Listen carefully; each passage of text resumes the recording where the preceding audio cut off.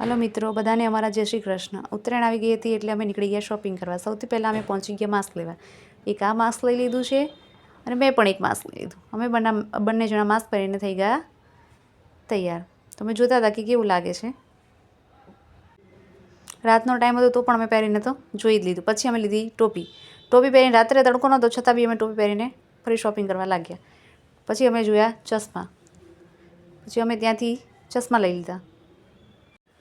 ચશ્મા પહેરીને અમે આગળ નીકળી ગયા બીજું બધું જોવા માટે. તમે જોઈ લો અહીં કેટલી બધી વેરાયટી હતી. ટોપી આ તે બધી જ વસ્તુ ત્યાં આગળ હતી. જોઈને અમે તો બહુ ખુશ થઈ ગયા. પછી અમે નાના નાના પતંગો લીધા, નાની ફિરકી, નાનો પતંગ. પછી ફરી એક માસ્ક લઈ લીધું. પછી અમારા ભાઈ આગળ માસ્ક પહેરવા એટલે ભાઈ પહેરીને ફરતા હતા. બધા અમને જોતા હતા પણ એ ભાઈ હવે ગયા હતા રિસાઈ. પછી કીધું સારું ચલો ત્યારે હવે આપણે આગળ નીકળી જઈએ અને લઈ ગઈએ પતંગ. પછી ગયા અમે પતંગ લેવા. તો પછી આ એક પતંગ લઈ લીધી.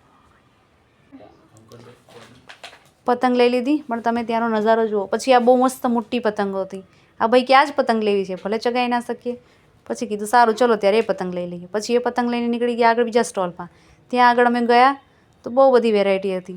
તો ત્યાં આગળ આ ભાઈ કે આ પંપુડા લઈ લઈએ અને આ લઈ લઈએ. પછી અમે બધું વસ્તુ જોઈ ત્યાં આગળ.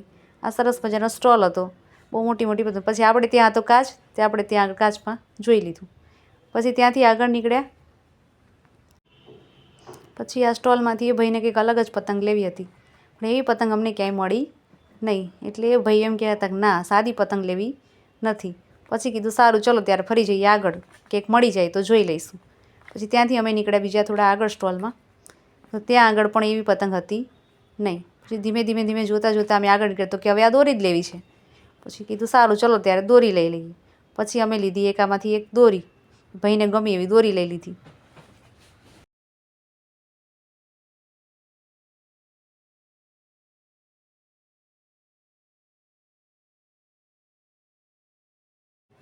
પછી ત્યાંથી આગળ નીકળ્યા તો આ શું છે, ફિરકી મૂકવાનું સ્ટેન્ડ. તો એ કે મમ્મી કોની ફિરકી પકડશે, પપ્પાની કે મારી? તો આમાંથી એક સ્ટેન્ડ તો લેવું જ પડશે. પછી કીધું સારું ચલો તો આ એક ફિરકી મૂકવા માટેનું સ્ટેન્ડ લઈ લીધું. પછી આગળ ગયા તો પંપુડાવાળા તો કે હવે આ મોટું જ પંપુડું લેવું છે. કીધું ન લેવાય આવડું મોટું? તો કે ના લેવું જ છે. પછી કીધું સારું ચલો એક આ અમે ટ્રાય કરીને લઈ લીધું એક પંપુડું. મજા આવી ગઈ થોડી વાર. પછી એ પંપુડું લઈને અમે આગળ નીકળ્યા. પછી આગળ આ સ્ટોલમાં ગયા. તો હવે કે પતંગ બધું આવી ગયું છે. પછી આ ગોળ પતંગ જોઈ. તો એ ભાઈને પૂછ્યું ભાઈ આ પતંગ કેવી રીતે ચગે? ભાઈ કે મને જ નથી ખબર ને.